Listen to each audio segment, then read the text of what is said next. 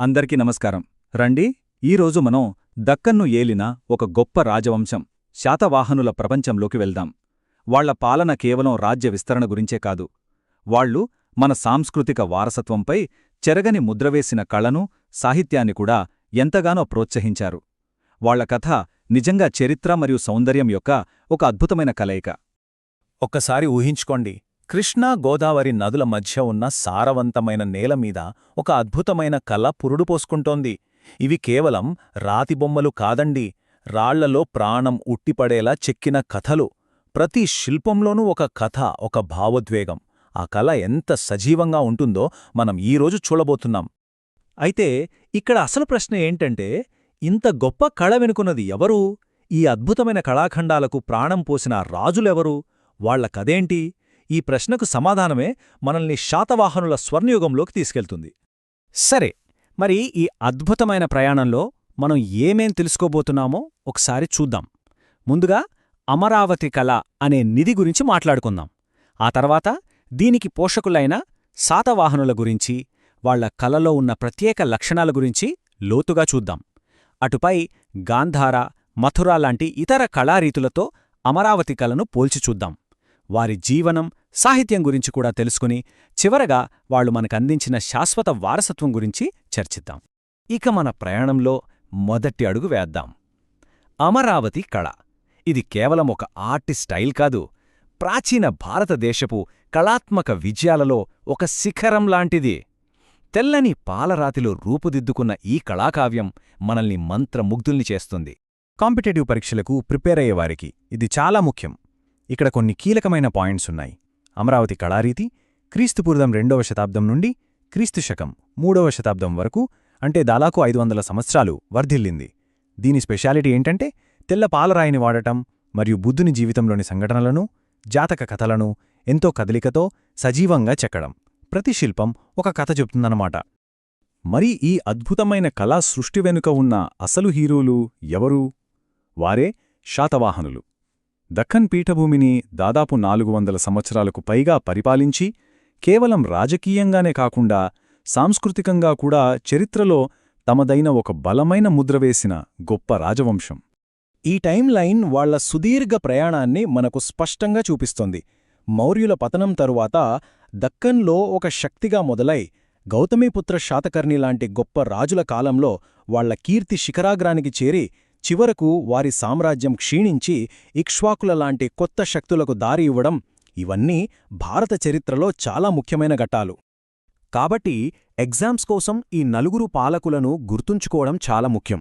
శ్రీముఖుడు founder, Gautamiputra Satakarni ఆ రాజవంశ కీర్తిని మళ్లీ నిలబెట్టిన గొప్ప విజేత.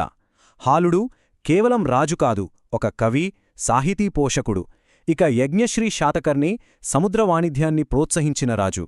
ఈ నలుగురు శాతవాహన వైభవానికి 4 స్తంభాల్లాంటివాళ్లు. సరే, ఇప్పుడు అమరావతి కళను అంత స్పెషల్గా మార్చిన అంశాలేంటో కొంచెం లోతుగా చూద్దాం. దాని స్టైల్ వెనుకున్న రహస్యాలేంటో తెలుసుకుందాం. ఇక్కడ మనం ఒక ముఖ్యమైన టెక్నికల్ వర్డ్ నేర్చుకుందాం. అదే స్తూప. తెలుగులో దీన్ని స్తూపం అంటాం. స్తూపం అంటే ఏంటంటే, గౌతమ బుద్ధుణ్ణి లేదా ఇతర బౌద్ధ గురువుల అవశేషాలపై నిర్మించిన ఒక అర్ధగోళాకార కట్టడమన్నమాట. ఇది బౌద్ధులకు అత్యంత పవిత్రమైన ప్రదేశం. దీని చుట్టూ ప్రదక్షిణలు చేసి ధ్యానం చేయడం వల్ల పుణ్యం వస్తుందని వాళ్లు నమ్ముతారు. ఈ పట్టిక అమరావతి కళ యొక్క ఆత్మను మన కళ్ల ముందు ఉంచుతుంది. తెల్ల పాలరాయి వాడటం వల్ల ఆ శిల్పాలకు ఒక దైవీకమైన కాంతి వచ్చింది. బొమ్మల్లోని కదలికలు చూస్తే అవి మనతో మాట్లాడుతున్నట్టే అనిపిస్తాయి. ఇక కథలు చెప్పే శిల్ప ఫలకాలు ఒక సినిమా రీల్లాగా బుద్ధుని జీవితాన్ని మనకు చూపిస్తాయి. ఆ శిల్పాలలో కనిపించే జీవశక్తి ఆనాటి ప్రజల చైతన్యానికి ప్రతీక. ఇప్పుడు చాలా ఆసక్తికరమైన ఒక పోలికను చూద్దాం. ఇది పోటీ పరీక్షలలో తరచుగా అడిగే టాపిక్, కాబట్టి కొంచెం శ్రద్ధగా వినండి. ఒకే కాలంలో భారతదేశంలో 3 వేర్వేరు ప్రాంతాలలో 3 ప్రధాన కళారీతులు వికసించాయి.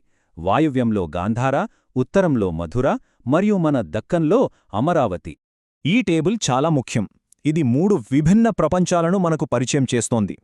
గ్రీకో రోమన్ల ప్రభావంతో బూడిద రాయిలో వాస్తవిక శిల్పాలను చెక్కింది గాంధార కళ. పూర్తిగా దేశీయ స్ఫూర్తితో ఎర్ర ఇసుక రాయితో హిందూ, బౌద్ధ, జైనమతాల సమ్మేళనంగా విలసిల్లింది మథుర కళ. ఇక మన అమరావతి కళ దేశీయ శైలిలోనే తెల్ల పాలరాతిపై కథ చెప్పడానికి ఎక్కువ ప్రాధాన్యత ఇస్తూ బుద్ధుని జీవితాన్ని ఒక దృశ్య కావ్యంగా మార్చింది. ఈ తేడాలు గుర్తుంచుకోవడం చాలా అవసరం. ఇప్పటిదాకా మనం శిల్పకళ గురించి మాట్లాడుకున్నాం కదా, ఇప్పుడు మనం శాతవాహనుల కాలంలో అక్షర రూపం దాల్చిన సాహిత్యం మరియు భాషల ప్రపంచంలోకి వెళ్దాం. ఇది మరో ముఖ్యమైన ఎగ్జామ్ పాయింట్. చాలామంది అనుకున్నట్టు శాతవాహనుల అధికారిక భాష సంస్కృతం కాదు, ప్రాకృతం. ప్రాకృతమంటే సహజమైనది, అంటే అది సాధారణ ప్రజల భాష. సంస్కృతమంటే సంస్కరించబడినది, అది పండితుల భాష. తమ శాసనాలలో ప్రాకృతాన్ని వాడటం ద్వారా శాతవాహనులు తమ పాలన ప్రజలకు దగ్గరగా ఉందని చెప్పకనే చెప్పారు. శాతవాహన రాజు హాలుడు కేవలం పాలకుడే కాదు, స్వయంగా ఒక గొప్ప కవి. ఆయన సంకలనం చేసిన గాథా సప్తశతి ప్రాకృత సాహిత్యంలో ఒక మెరిసే ఆణిముత్యం లాంటిది. ఇది రాజుల కథలు, యుద్ధాల గురించి కాదు, సామాన్యుల జీవితంలోని ప్రేమ, విరహం, ప్రకృతి అందం లాంటి సున్నితమైన విషయాలను వర్ణిస్తుంది. ఇంకో ఆశ్చర్యకరమైన విషయమేంటంటే ఇందులో మహిళా కవులు రాసిన పద్యాలు కూడా ఉన్నాయి. ఇది ఆనాటి సమాజం ఎంత ప్రగతిశీలంగా ఉండేదో చూపిస్తుంది. ఆనాటి కవిత్వంలోని భావుకతను అర్థం చేసుకోవడానికి ఈ ఒక్క పద్యం చాలు. అతడు ఆమె ముఖంలోకి లోతుగా చూశాడు. ఆమె అతని దృష్టిలో మునిగిపోయింది. ప్రపంచంలో కేవలం వారిద్దరే ఉన్నట్లుగా. చూశారా, 2000 సంవత్సరాల క్రితం కూడా ప్రేమలోని ఎంత సున్నితమైన భావాలను ఇంత అందంగా అక్షరాల్లో బంధించారో. ఇక మన ప్రయాణము ముగింపు దశకు వచ్చింది. శాతవాహనుల సాంస్కృతిక విజయాలు వారి కాలంతోనే ఆగిపోలేదు. వాటి ప్రభావం ఈనాటికి మన కళ, సంస్కృతిలో వినిపిస్తూనే ఉంది. కాబట్టి మనం గుర్తించుకోవాల్సిన అత్యంత కీలకమైన విషయం ఇదే: అమరావతి శిల్పకళ కేవలం ఒక ప్రాంతానికే పరిమితం కాలేదు. దీనిని ఆంధ్రరీతి అని పిలుస్తారు.